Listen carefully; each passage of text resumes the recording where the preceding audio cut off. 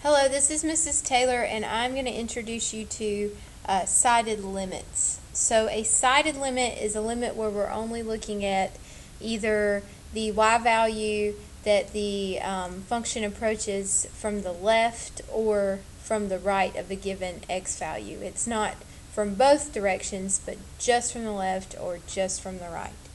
So what it looks like notation-wise is if we want to know what y value the function approaches from the left of an x value, the way I would notate it is I would use normal limit notation. I would just say the limit as x approaches some c value, some constant of a function. But the way that I notate that I only want to look to the left of that c value is I put a minus sign, a negative sign here, because to the left is going to be values less than c, so that's what the minus indicates.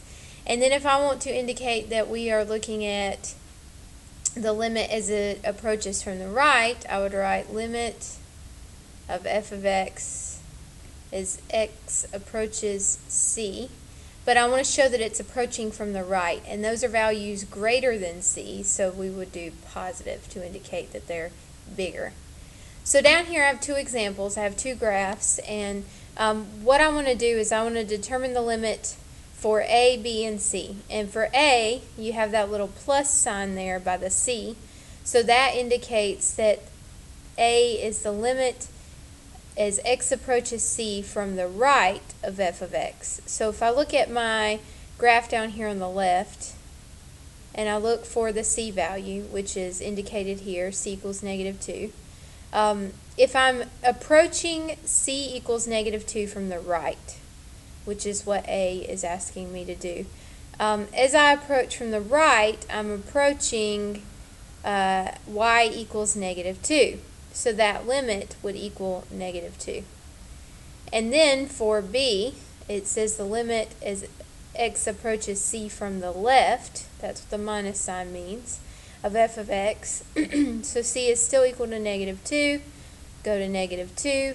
From the left, the curve is approaching the y value -2, so that would be the limit as x approaches c from the left.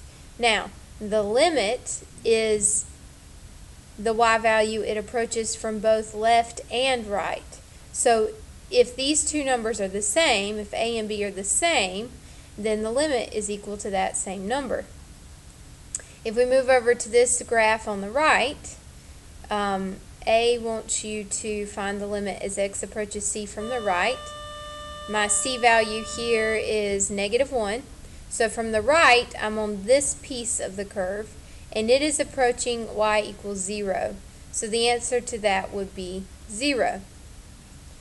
For b, as x approaches c from the left, well, that's this curve here, this piece of the curve, and as it's approaching to the left, it's approaching y equals 2. So that would be my left-sided limit.